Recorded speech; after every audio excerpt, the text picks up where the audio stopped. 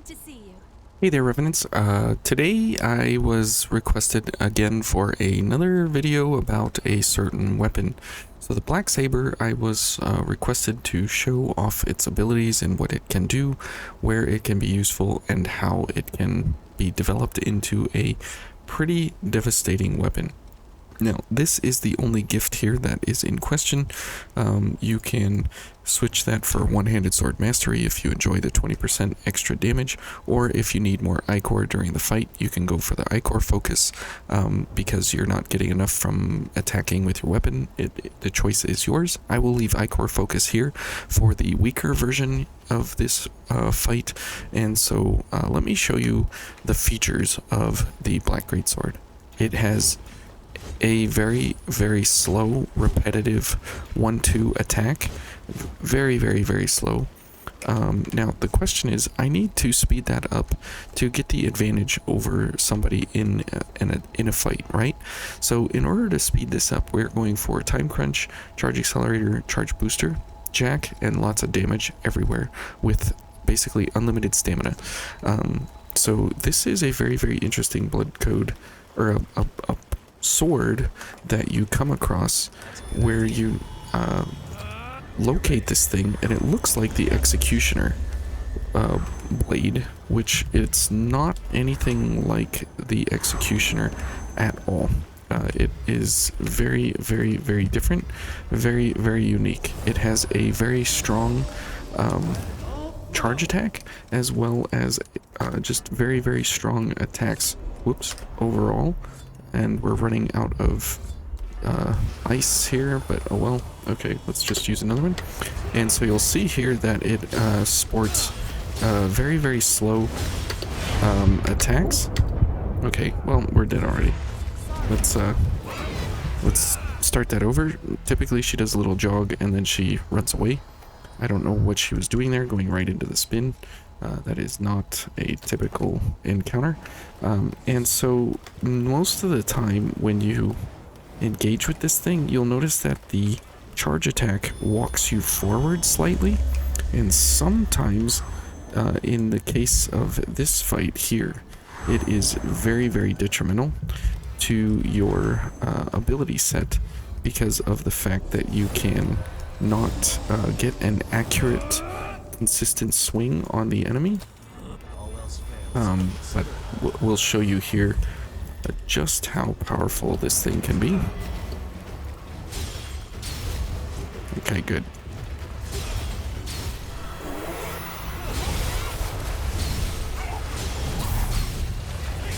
Okay. Now you'll see that we are kind of walking around her here.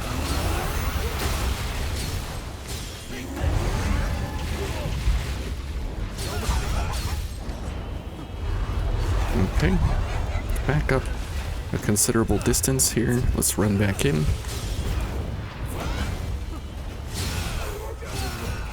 So yeah, very strong if you are able to kind of just dance around the whole time. And because your quick mobility with such a heavy hitting weapon, it is very strong, very powerful. Let's go see the butterfly. I know it's just you know, these kinds of bosses here at the beginning of the game and stuff, but it is a very hard hitting, familiarizing kind of weapon. And once you get to that point where you can familiarize yourself with its moveset and when and where to do each of them, you will come to appreciate what this weapon can offer.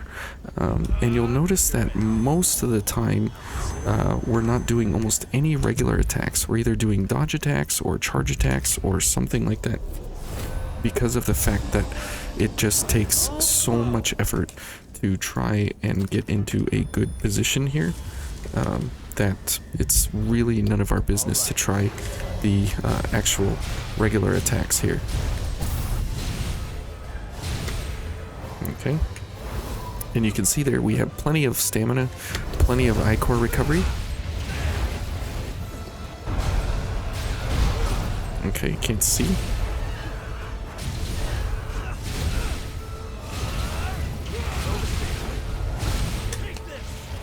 Okay. Now, when she comes out of this, yep, she does the spin, and okay. So you can see there that if we get the boss into a stagger, because we have so much stamina from Jack as well as Serene Stance, and we have kind of unlimited stamina here, 268 plus the 50 from Jack, so that's 318, and then Serene Stance all over again, very, very fast.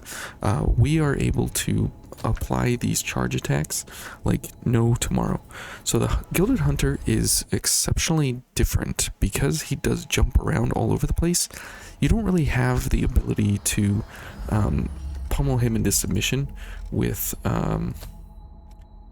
the charge attacks and everything, so you can go for a slow or a poison, or just more damage from adrenaline here, or if you don't get hit, from offensive order, because he does resist ice. So we'll go for offensive order here just to kind of show what that looks like. And again, these are all the weaker versions because of not having access to our one-handed sword mastery, which is fine. Okay, so now we really don't want to get hit because we will die instantaneously because our defenses are exceptionally low at, yeah, basically nothing. Okay, this, and then a charge booster.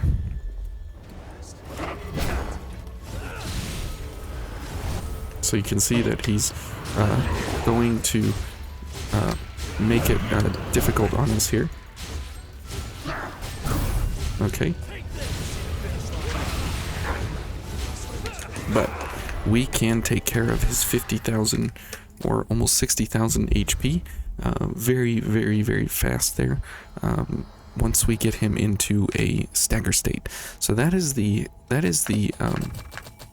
golden hour, if you will, for the Black Greatsword, or the Black Saber, not Black Greatsword, the Black Saber, is the fact that once you get an enemy into a stagger state, that is the time to load up on stamina and load up on damage. If you can get to that point where you have that option, you can absolutely wreck health bars very, very fast. So you can see that when we get to something like Eva here that has a monstrous health bar, and there's really nothing too super effective versus her. Slash ice is exactly what we want to be doing. That is exactly what we have, and so we are able, you know, we're in the wheelhouse here of what we should be doing. Whoops. But typically when you run out of stamina, things go south pretty quick, but because we have kind of unlimited stamina because of Serene Stance here, we are able to, you know, take great advantage here of everything that this sword has to offer here.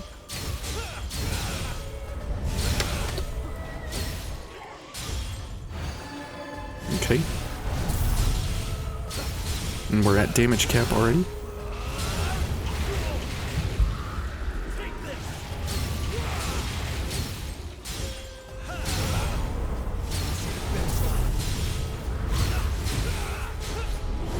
And you can see that we are out of...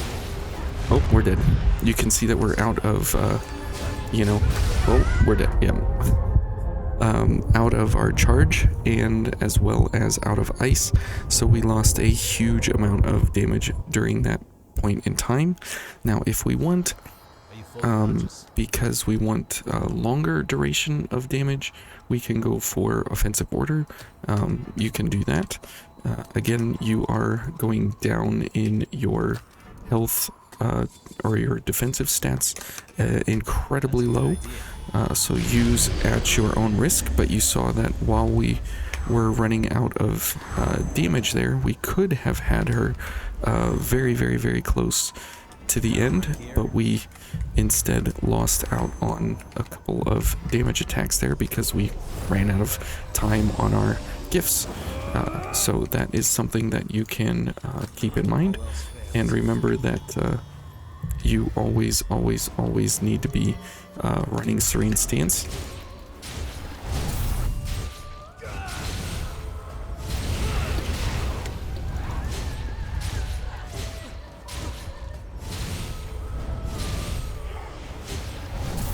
Okay. Oh, bad timing for all this. We ran out of time there. Really, really bad timing. Okay.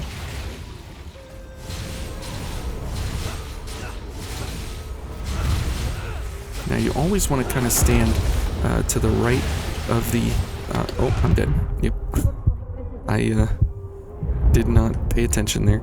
So you can see that, you know, either way you go ice or offensive order, you definitely have a struggle here against the giant health pools of the successor of the throat, and that is a real problem for us to grind through here, because it's just so much health.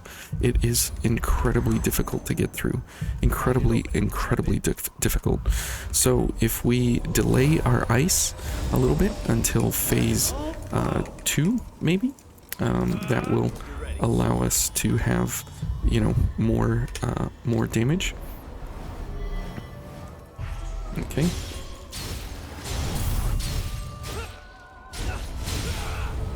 Oh, we're dead.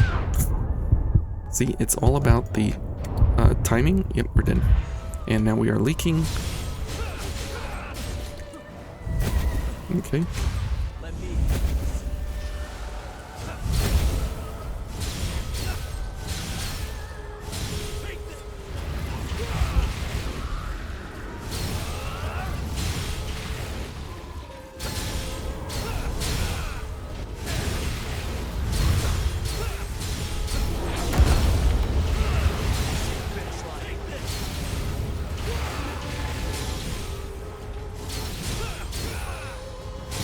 There we go. Jeez. Okay. So yeah, she is the one that definitely takes a little bit more finesse than the other bosses, for sure, to take down easily and quickly. And you can see though that it still doesn't matter, because we have such a strong power set built into this thing. And if you go for the Louis Jack, I mean, anything's strong, but this is just Jack straight up, you know, with this weapon, making it into something that, you know, it really shouldn't be doing this, but because of how strong the blade actually is just on its own, it's a very strong blade. So if you're looking for, you know, one of them swords that kind of is overlooked here and there at certain points, this blade is very good for exactly this. Now we don't really want to go for our charges until we get him into a stagger state, because as you can see, that is when our power come. Oh, okay. I thought we. Oh, we're dead. I thought we dodged, but let me go ahead and start that over, because we dodged through that. I don't know how he got lucky hitting me there, but once you get him into a stagger state, go for time crunch, and then all things fall into place as they should. And so it becomes a little bit overwhelming for the bosses once they go into that stagger state. And if you do something like this, I'm not even doing the super strat of the blade dance. If you want to add blade dance into this, I mean, feel free. You will absolutely stack up the damage along the way, even more so than this. So very awesome to go for blade dance when you need to.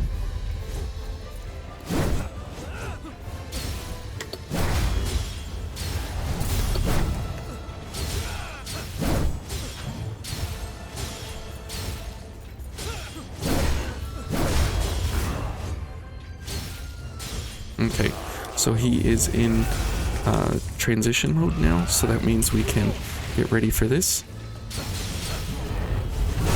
Oh, I mean, not get ready to die.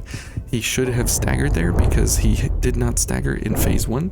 So if he does not stagger in phase 1, that is kind of what you want, because you want him to go through that transition of damage reduction before you get to whacking on him with the Black Greatsword charge attacks.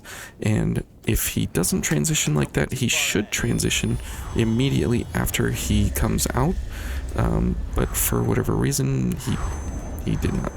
Now, the charge attack, the reason we're going for that is because it does have a really good amount of stagger built into it, and so it is possible to use this thing in order to actually require the enemy to,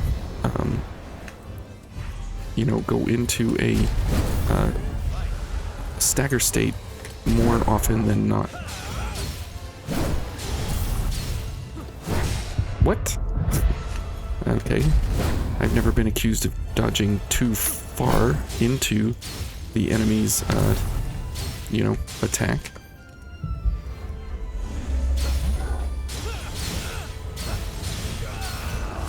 And you can see that we kind of dance around in circles.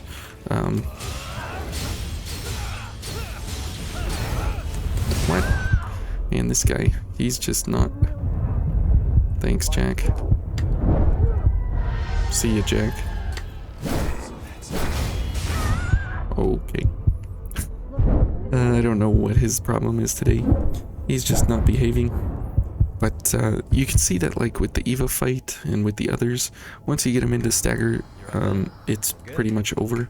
And for whatever reason, he's not playing along here.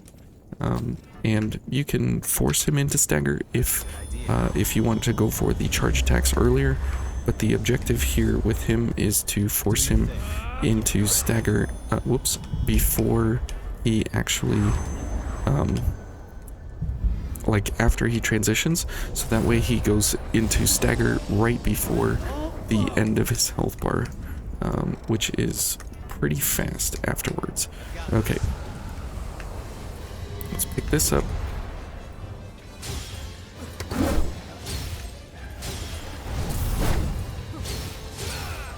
Oh.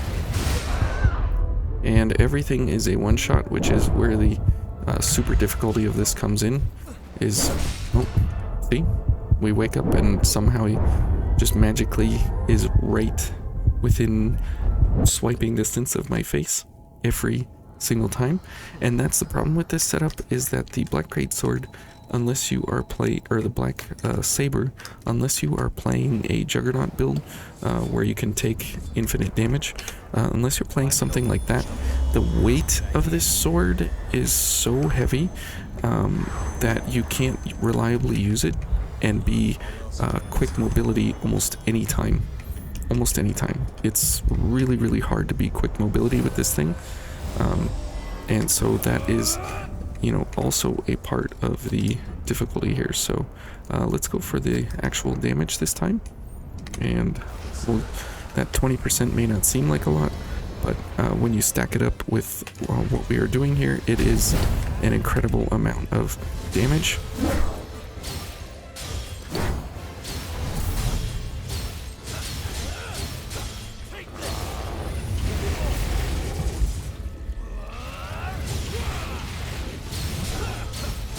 Okay, stagger. There we go. Now it's over. Yeah, there we go. Jeez, why couldn't you do that before? So you can see that as soon as you get him into that stagger state, it's like completely over. And so 20% of his health basically was, or 20% of the damage that we did was, you know, from one-handed sword mastery. So you can see that you can make this into a crazy strong sword, and we're sitting at less than 1,000 right now. So if we do this, and this, and the 20% here doesn't count, and so, well, I mean, it does count, but you don't see it on the card. So 3250 plus 20% is another 650. So we're at about 4,000 almost, and then 20% from the ice damage, so another 650. So we're sitting at 4,000, about 4,600 or so, somewhere around there. And then the charge attack of this thing has multipliers with the mind and willpower, even though it is not on the gift trigger here. It doesn't scale with mind and willpower, but that's where some of the damage does come from, based on your blood code for the charge attack blades that come out. So keep that in mind as well. So anyways, a bit longer of an episode here today, but this build is really, really good, and the Black Saber is really, really, really, really good.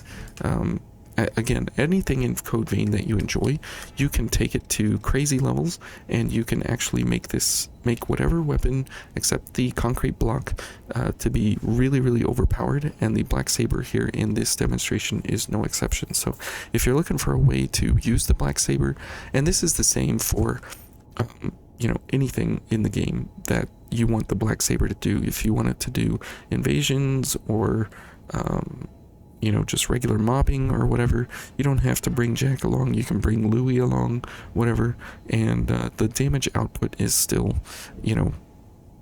extra special, just because of the fact that you have so much damage potential that most of the time you can run around enemies so their backs are facing you, and you can get around them pretty quick.